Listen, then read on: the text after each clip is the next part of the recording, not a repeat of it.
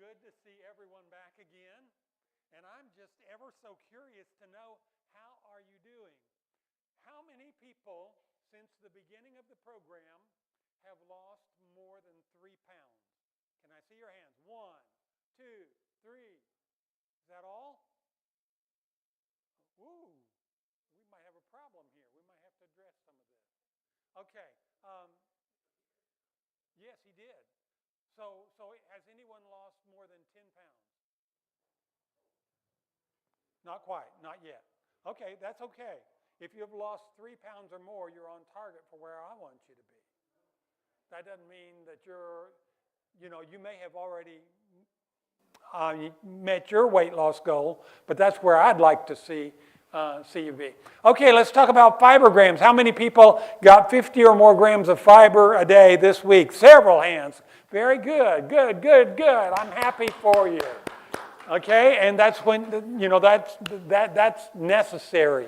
Okay, it really does lots of things for you. And the more I study, the more I realize the fiber was the right way to go. It works so many ways to reverse the disease process. Okay, how about sleep? How many people are meeting their sleep goals? Yes, good. You do. Well, okay. How many people have had a down week? Oh, so that means you're not meeting your goals, and you're just you fell off the bandwagon, and you did less admirably than what you would like to. Just know this: everybody has a down week sometime. Okay? So don't let that stop you from your commitment. Just hop right back on and try again. Hop right back on and try again. Keep trying, because it's the persistence that really pays off. And I just remember one class we had a 6-month follow-up for this class. And this class was just really phenomenal. About 50% of the people in the class really got with the program and had either complete reversal or partial reversal. And so when we went to the follow-up meeting, there were a lot of people there, and they had done quite well. And there was this one man sitting there. He's sort of arrogant. And we came around and asked him how he'd been doing. And he said, well, I haven't been doing the program at all. He said, I just wanted to come see what everybody else was doing. And so he listened to everybody else talk, and then he sort of humbly raised his hand. And he said, I've been here listening to everybody. He said, when I started this program, I was on 4 diabetes medicines. And he says, now my doctor has taken me off 2 of them. I'm only on 2. And even though I said I wasn't doing anything, he said, I actually have been making some better choices, doing a little bit of the stuff I learned in the class. And he says, really, truly, I am making progress as well. So, it's even if you think you're not doing it, you might be doing it. And other times we've had people go through the program and they say, I'm just under too much stress right now. I just can't do it. It's not the time. And then maybe 6 months later, I get an email or something from them, and the email will say something like, my mother was in ICU and she was dying of diabetes, and I had diabetes too, but I just couldn't take on the additional stress. But now my mother's dead and buried, and we're settling the estate. Things are moving on, and my stress level is less, so I decided I'm going to try. And she said, I just wanted to let you know that in the past 6 weeks, I've lost 18 pounds, and my sugars are back under normal. And the most amazing thing is my bowels are working regularly now. Anyway, so you didn't need to know that, but the things happen, It's not just the diabetes that reverses, it's other things as well. So don't be discouraged. Okay, how many people tried a new recipe this week? 1, 2, 3, 4, 5. Oh, yes. Good for you. Was it good, or was it one of those burnt offering kind of things that you don't? Ours was good. Yeah, we had a new recipe. Okay. Any responses? Good? I tried a red lentil Indian dal, and I had some Indian company visiting, and they said they didn't know that they were in an American home. Oh, awesome. Well, okay. Yeah, so she says she did a red lentil Indian dal, and she had some company who were from Indian. I mean, they were from India, and they didn't even know they were in an American home. It was so authentic. So great job.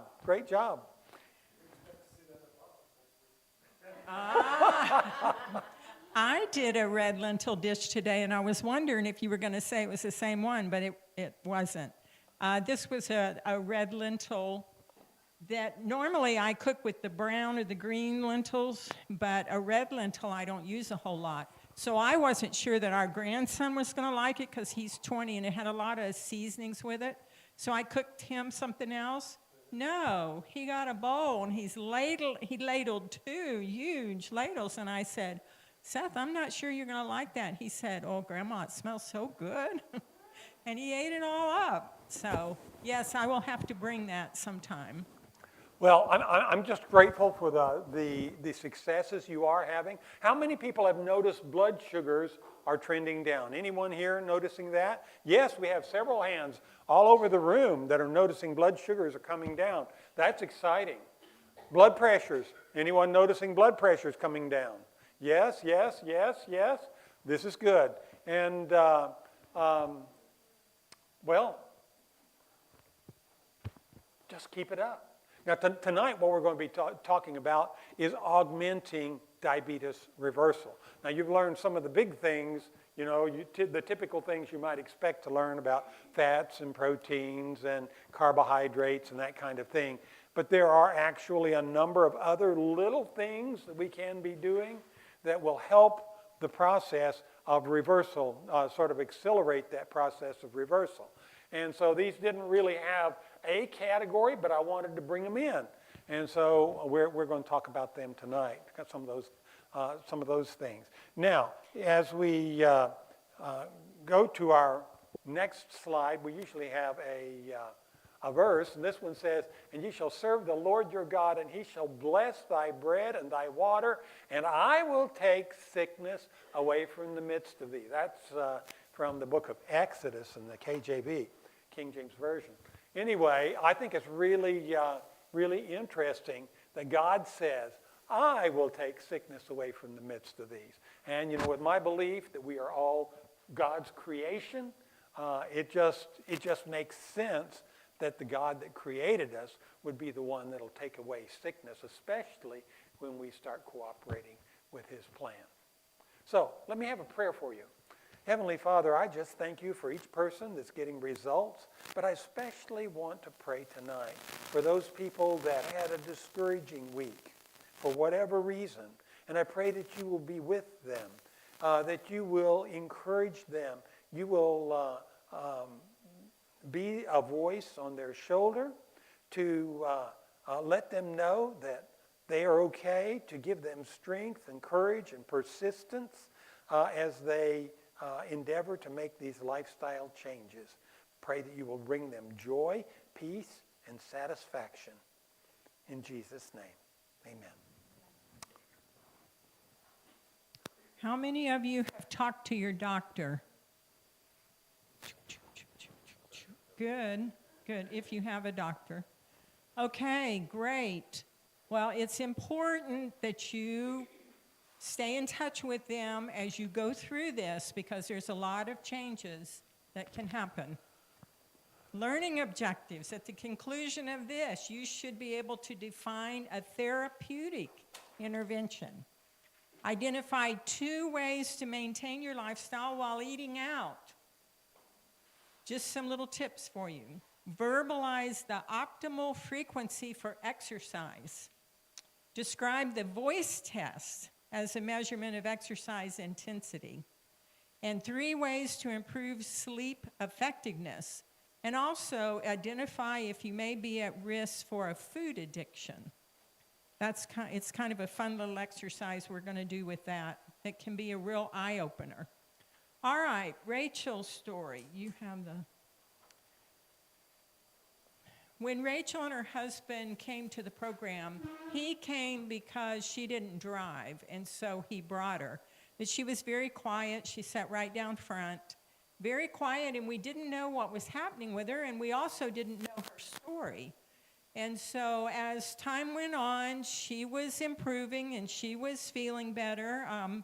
We had heard, that she was losing some weight, and so we were excited for her. But we got the real picture after I think she came to the 6-month follow-up, and she shared.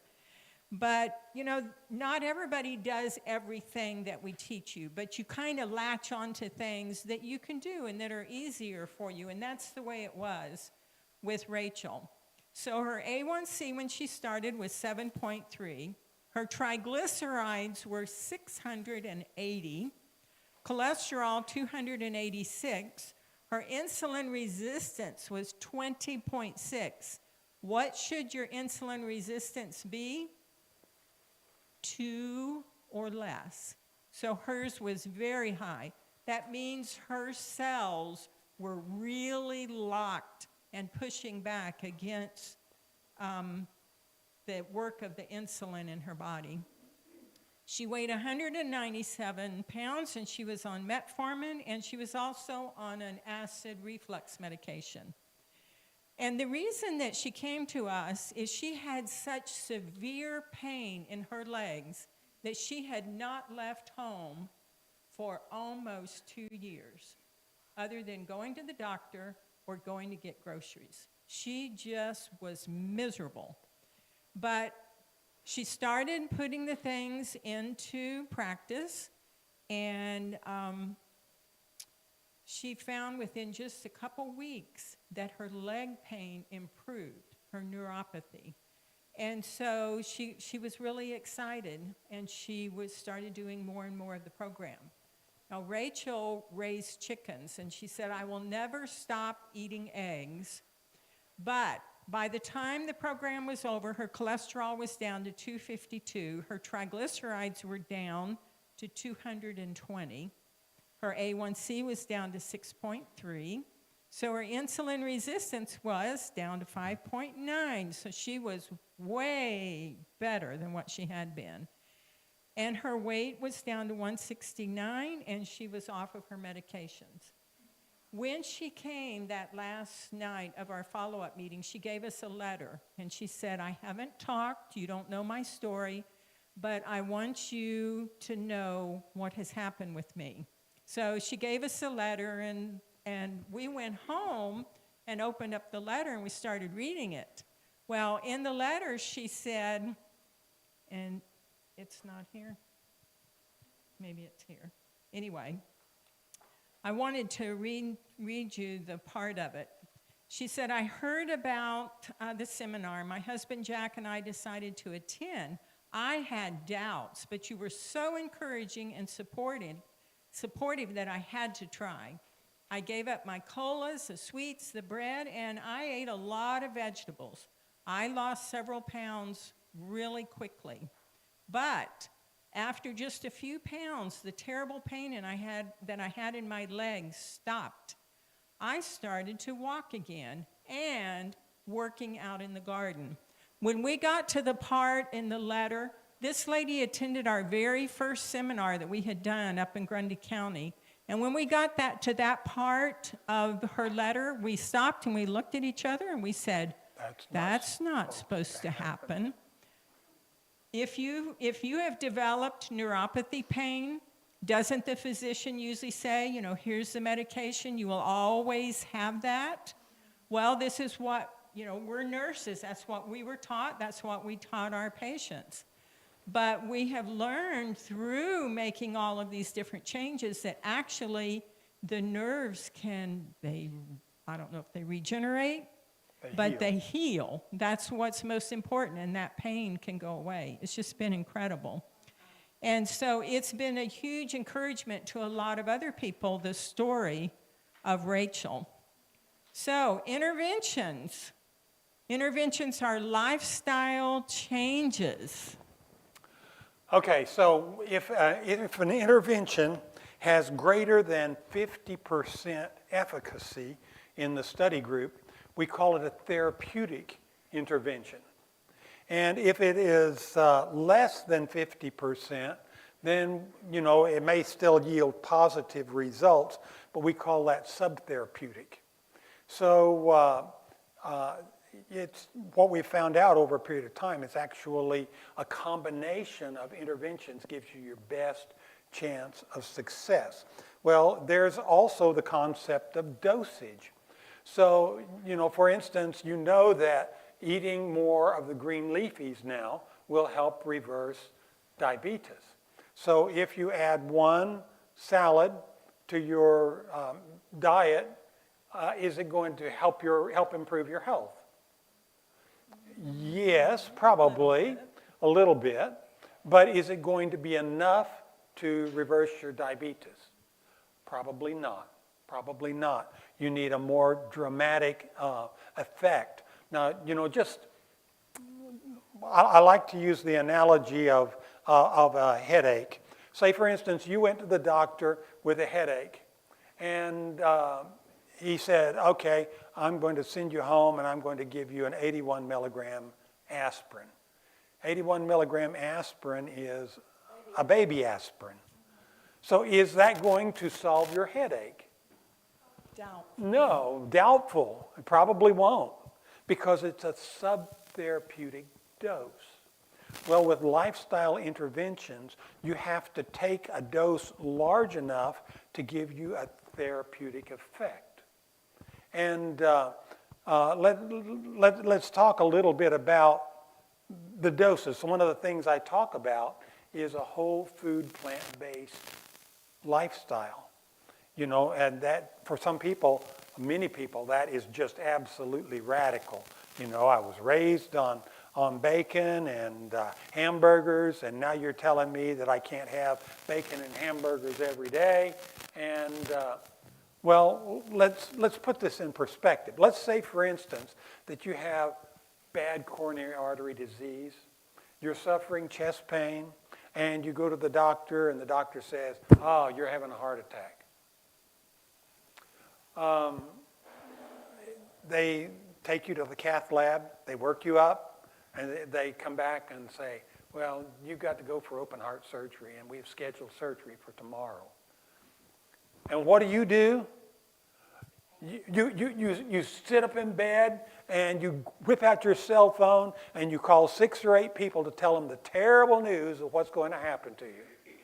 And then you put on your best brave smile, and you slide over on the gurney the following morning and let them take you to the OR where they saw your sternum in half, and they put big retractors in, and they get in there, they strip veins out of your legs, they turn them around upside down, and they suture them to your heart, and they give you alternate circulation around those blocked coronary arteries and send you home for a 6-month recovery. Well, if you go the lifestyle route, the results are not as radical, because we're not going to do all that to you. You won't miss work, right at first, for the diabetes. What we're going to do is we're going to put you on a radical diet, because it's a therapeutic diet. Okay, this is something we're doing to reverse the diabetes. Does that mean you're going to have to be on that the rest of your life? Elements of it you would have to, you would need to be on. Because if you do what you did, you're going to get what you got. If you do what you did that gave you diabetes in the first place, you're probably going to get diabetes again. Okay? So there are elements that have to change. Does that mean you can never have a piece of birthday cake? No, it doesn't mean that at all. Let's reverse it. Once you've reversed it, Dr. Roy Taylor from Newcastle University is probably the world's leading diabetes researcher, diabetes and lifestyle researcher. And he says that if you reverse your diabetes, you get normal blood sugars and you come off your medications. If you can stay there for 2 years, you will develop normal pancreatic and liver function. So your pancreas is again producing insulin and other digestive enzymes like it used to do at normal rates. And so it won't hurt you to have a piece of birthday cake, but you still need to have the high fiber in your diet. So when we talk about diet, something changed in our diet. It was actually during last century, and we started eating more and more meats. We started eating more and more refined foods, refined flours, refined sugars, refined oils. All of these came into our diet, and with them came the obesity and the diabetes epidemic. And so if we go through what we need to do and we take in a lifestyle interventions that are therapeutic, then those will turn us around. So what are therapeutic interventions? Well, one way the literature says and the scientific studies say that you can approach the diabetes. This is something you need to do with your doctor's supervision because it's a severe calorie restriction. They're talking an 800 calorie a day diet. That's brutal. To go that low. And this is not what we recommend. We but don't it is what recommend the this literature- because there's a lot of literature that indicates that to lose weight that rapidly is not healthful. So you can have biomedical imbalances. You can have problems that are resulting from malnutrition. So you need somebody to be checking labs and things like that, sort of supervising you if you decide to go this route. But it is a very effective way. They have proven that a slower route will work instead of going with 800 calorie diet for 3 weeks. 8 weeks. Or for 8 weeks, excuse me, yes. Instead of 600 to 800 calories a day for 8 weeks, you could go 1,150 calories a day for 14 weeks. I say, let's go just a little bit slower than that. Let's go the whole food plant-based route because then you're getting all the fiber that you need to reverse the things that we've already talked about. And you are taking care of the microbiome at the same time. You are doing all the other things that really will work to reverse diabetes by going that route, but you can eat until you're full. I mean, for me, I like to eat, but I hate to get up from the table when I still just, you've got the munchies. You just are not satisfied. I'd rather eat until I'm satisfied. So that's one of the things here. The other thing is, going this route, you're also going the high nutrient route. And we've discovered that if you eat high nutrient foods, the cells that are sick will heal themselves. And so that's one of the reasons why we need to go that way. Those two things right there are the only two therapeutic interventions that we know in science. All the other things are subtherapeutic. That means they work in less than 50% of the people that go this route. These will work in greater than 50%. Now, there are two other things that will work for people with diabetes at a therapeutic level. One is bariatric surgery. That's where you have lap band surgery or stomach stapling or, Roux-en-Y procedure or any number of weight loss surgeries. They'll work. But I have seen people die from the complications of weight loss surgeries. And it is not a healthful way to go. If you can just simply be disciplined enough to make the lifestyle change and lose that 35 or 40 pounds or whatever it is, then you achieve these goals without those life-threatening and permanent, in many cases, surgical interventions.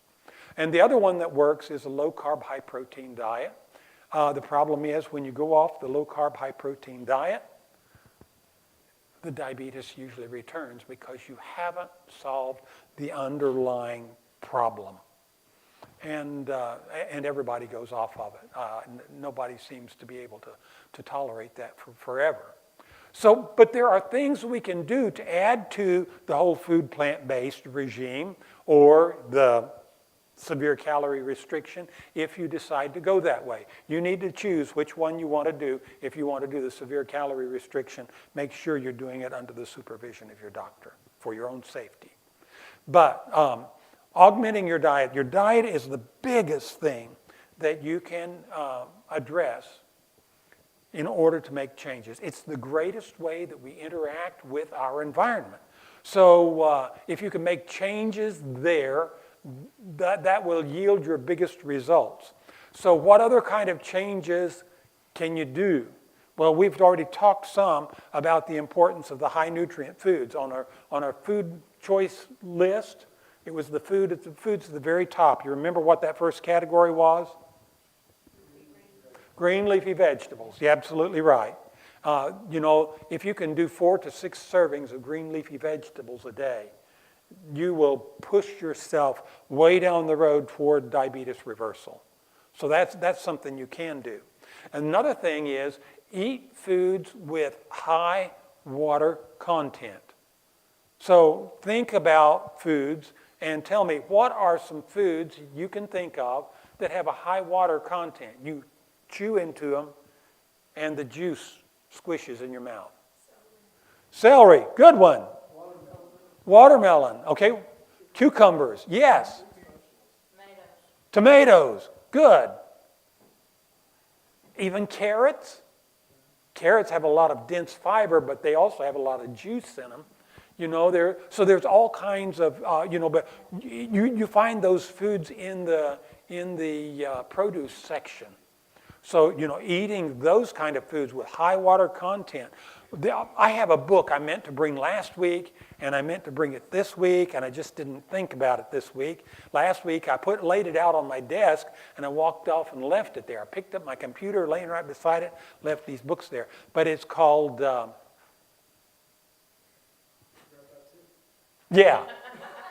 this is an example of sometimers disease. I'm not Alzheimer's. Anyway, whatever. It was, but it's about weight loss. Dr. Shapiro's Picture Perfect Weight Loss. That's the name of it. So sometime it came back, you see. Anyway, he shows, on one hand, you might be able to eat a small raspberry tart, just a little thing like this, And then he compares it over here to all kinds of fresh fruits and vegetables, typically vegetables or fruits with high water content, things like maybe cantaloupe and berries and things of that nature. You can eat a huge amount of those to equal the calories in this little thing over here. And so, it's just wonderful, some of the choices that you can make and what it will mean for you when it comes to losing weight and going down the path toward diabetes reversal. But also foods that require more chewing. What kind of foods can you think of that require more chewing? Carrots? Nuts? Yes. Salads, yes. Especially if you will use alternatives for salad dressings. Now, what could those alternatives be? Every time I talk about salads, I have this mental picture. There were several of the ladies at the hospital I worked at most recently, and they would go into the cafeteria and they would eat salads because they wanted to lose weight. And they would heap this plate up with salad. Great looking salad, by the way. But then they would reach over to the salad dressing and start putting the salad dressing on top. And they had these dippers that would hold 1 ounce, A ladle. these ladles. Yeah, they would hold about an ounce serving. 6, 7 things, 7 ladlefuls of dressing on top of that salad. It was, do they have dressing on the salad or do they have salad under the dressing? You know, ranch dressing is 98% calories from fat. And it's refined fat, it's inflammatory fat. So we're not doing ourselves favors if we do that. What are some possibilities? Help me brainstorm. Possibilities for dressings on a salad that are not high fat. A ripe avocado, great idea, yes. Do what? A lemon and lime juice, yes, Anybody else? Tomato juice, that's a new one for me. I haven't heard that one, but it sounds good. A homemade dressing instead of store-bought, yes. There you go. That sounds good. That's good. Hummus? Hummus? Yes. Yes, that would work. Especially if you dilute it down just a little bit so it makes more of a dressing. Now, the salad that you had tonight, normally, if you look at the recipe, it says to heat the beans and the corn right at the last and stir it into the salad. And what that does is it helps to soften the avocado and it makes the dressing on it. She chose to do it differently, keep it separate, because we didn't know how many people would be eating salad, and she didn't want all the softened salad left to have to eat. So, but if you do that, yes, if you do that, that's the dressing on there. There was no other dressing in those greens other than the corn and the beans. So these are things you can do. This is very simple, and you don't have to make a whole lot of changes to do it. Pour your dressing into a little cup on the side. Dip the tines of your fork in your dressing before you stab it in your salad, and then eat it that way. You will reduce the calories significantly, but you still have the flavor of the dressing. So, you know, sometimes it's just a little procedure or a little modification that you can make to make a significant change. Yeah, that's right. And so, anyway, and eat a wide variety of foods. How many varieties did I say you need to do in a week of plants? 30 varieties or more of plants in a week. So that's a lot. How many people have gotten to their 30? Not yet? Oh, we're going to have to send somebody back to grammar school. Now, she's going to count them right now. There you go. That's right. That's Beans right. Some and of these corn and greens and yep. Yep, that's right. So you can work on that 30. And guys, just remember this. Presentation is half the battle. I know it's home, but don't just throw it together. Make it look good. Make it delightful. Yeah, she went, Andrea went to culinary school. And, she just... Yes, that's right. That's right. You feed your eyes, eat with your eyes, and, the food tastes so much better if you do that. And, pull the kids into the kitchen, let them help you make the stuff. Sometimes that works real well. What can you do about eating out? Do you have to give up eating out? And the answer is a resounding no. Karen and I have gone, we used to travel, we were gone probably... 2 to 3 weekends a month. Yeah, 2 to 3 weekends a month. So we spent a lot of days away from home in the course of a year. And it was usually, probably averaged about 2 nights a week away from home. And so we have lots of experience eating out.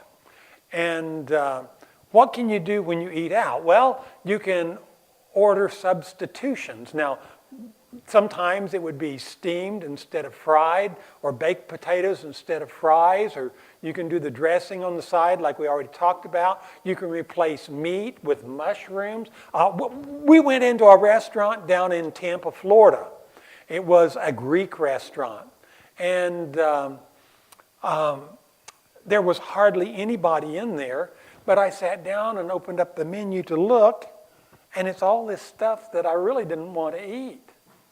And the waitress came out, and I was questioning her. Well, I don't see any whole food plant-based options on the menu. There's no that's heart not healthy what you kind of. said. Well, anyway, whatever I said, I don't know.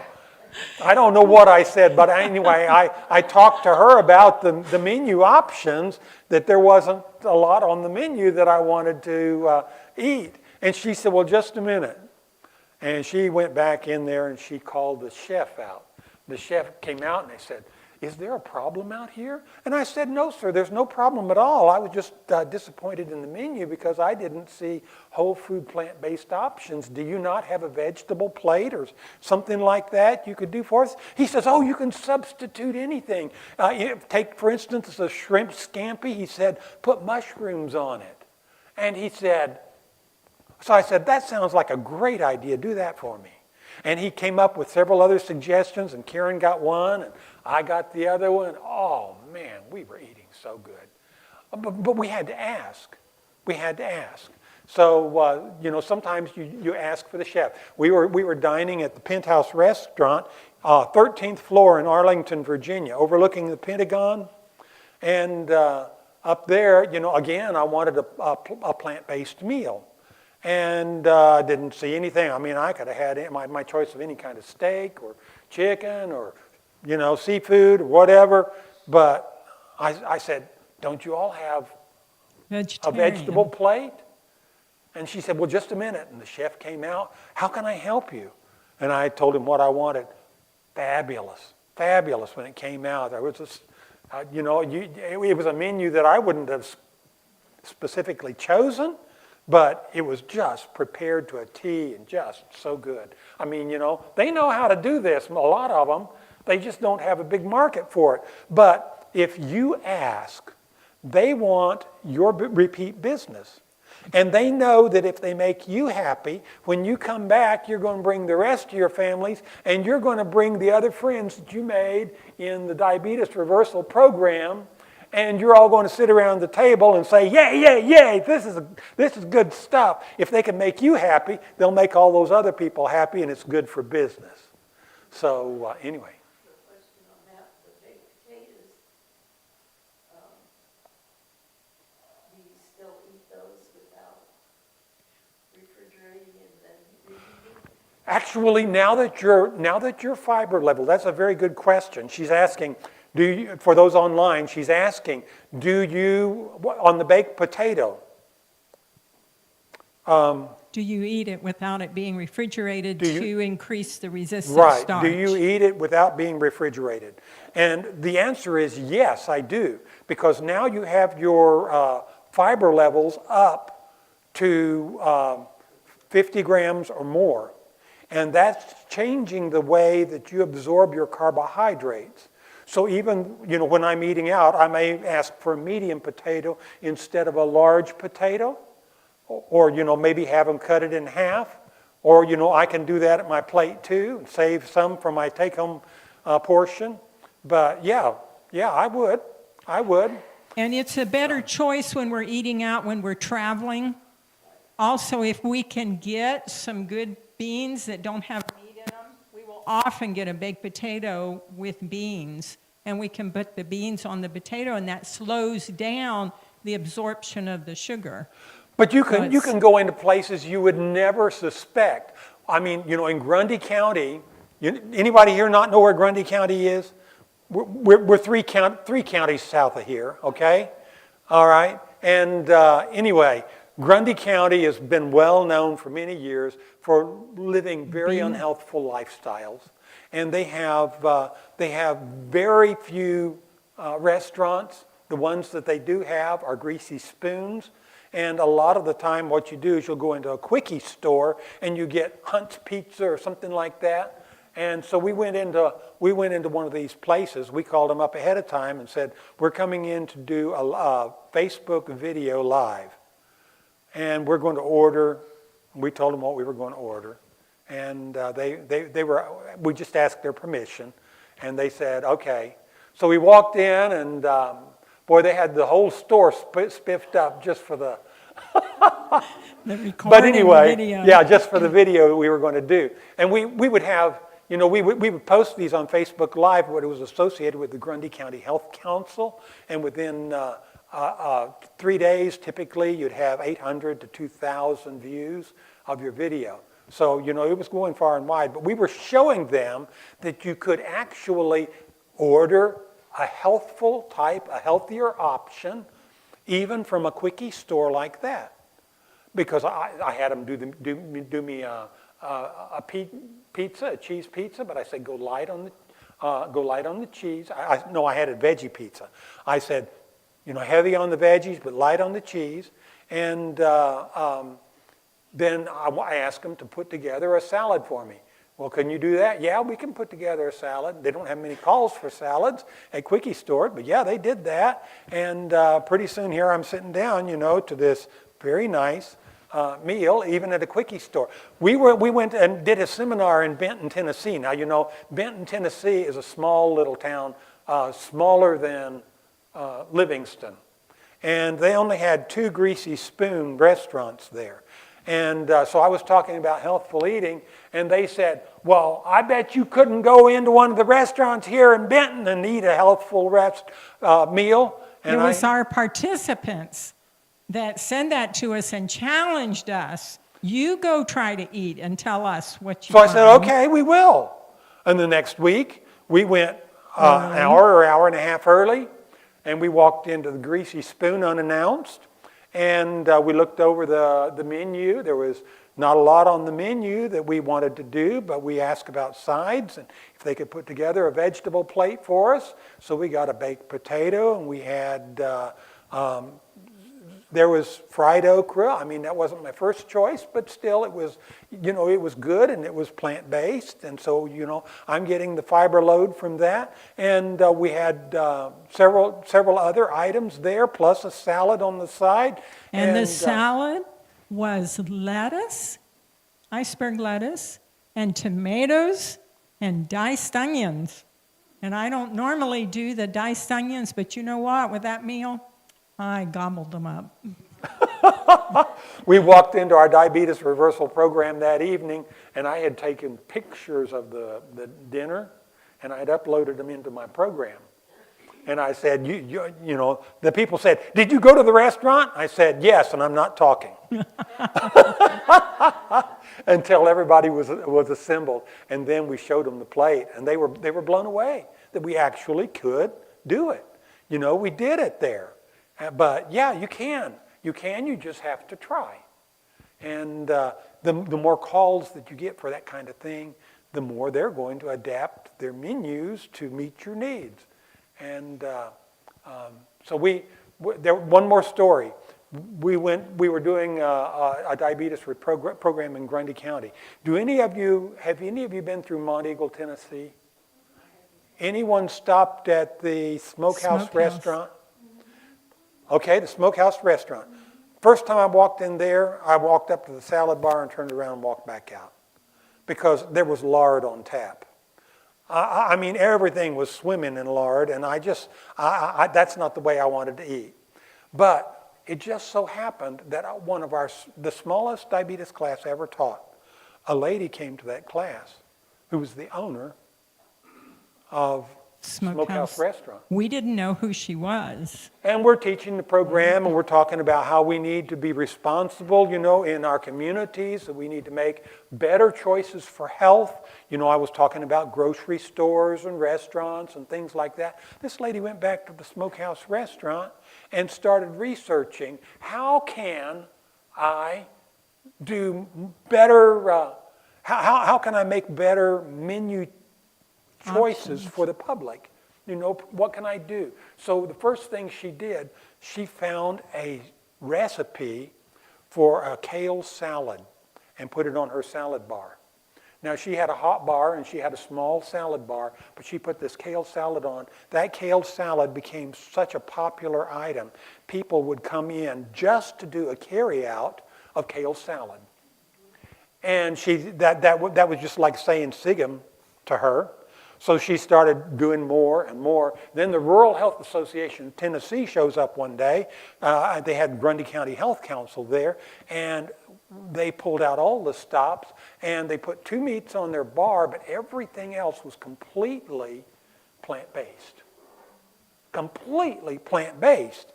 I mean, you know, the green beans didn't have ham hocks in them anymore or whatever. It was just awesome. And she had beets and sweets, and there were all kinds of Which is these.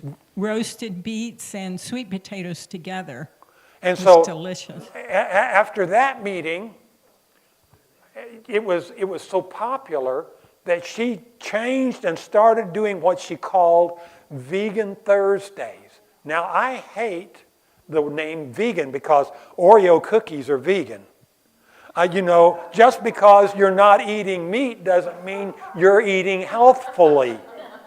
You know, we need the whole food plant-based. I like much better because it describes an eating pattern that's much more healthful for us. You know, you're getting the fiber load and everything that you need so to reverse diabetes and that kind of thing. But anyway, she advertised